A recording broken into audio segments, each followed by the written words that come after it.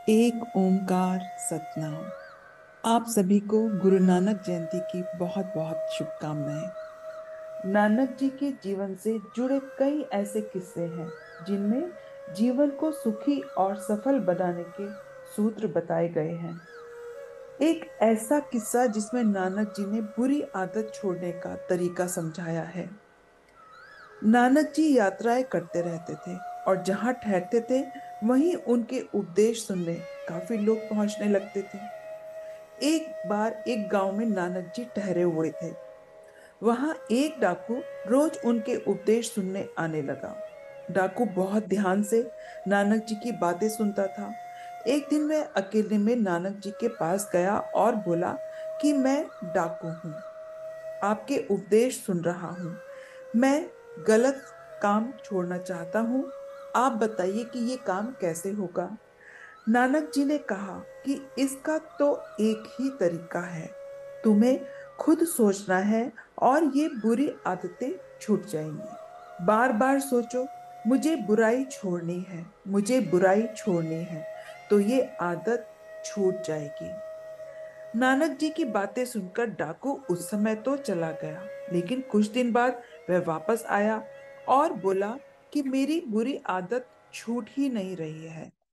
नानक जी ने कहा, अब से एक काम करना, जब भी कोई बुरा काम करो तो रोज उस काम के बारे में किसी न किसी को जरूर बताना। डाकू ने सोचा, ये भी करके देख लेते हैं। ये तो वैसे भी बहुत आसान बात है। कुछ दिनों के बाद डाकू फिर से नानक जी के पास पहुंचा। नानक जी ने उसे देखते ही पूछा कि तुम्हारी बुरी आदत छूट गई या नहीं।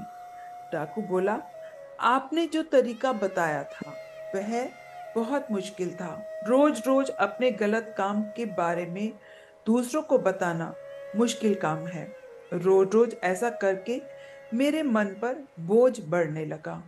मैं अपने गलत काम दूसरों को बताकर तंग हो गया। तो मैंने संकल्प लिया कि मैं अब से गलत काम करूंगा ही नहीं। संकल्प लेने के बाद से मैंने कोई गलत काम नहीं किया और मेरी बुरी आदतें दूर हो गई। तो हमको भी बुरी आदत छोड़ने के लिए मजबूत संकल्प करना होगा। अगर संकल्प मजबूत नहीं होगा तो आदतें छूटेंगी नहीं, बल्कि और बिगड़ती जाएंगी। तो दोस्तों, आपने देखा बुरी आदत छोड़ना कितना आसान है। बस जरूरत है एक दृढ़ संकल्प करने की, अपने आप को समझाने की कि हमको ये बुराई छोड़नी है, और वो बुराई आसानी से हमारे अंदर से हट जाएगी। तो हमको भी अपने जीवन में गुरु नानक जी की ये सीख जरूर अपनानी चाहिए। कमेंट बॉक्स में कमेंट कर जरूर बताइएगा आपको इस कहानी से क्या लाभ हुआ। अपने 3 दोस्तों को इस कहानी को जरूर शेयर करिए। अपना ध्यान रखिए, खुश रहिए, अपने आसपास के लोगों को खुश रखिए। गुरुवर कहते हैं, जो प्राप्त है वो पर्याप्त है।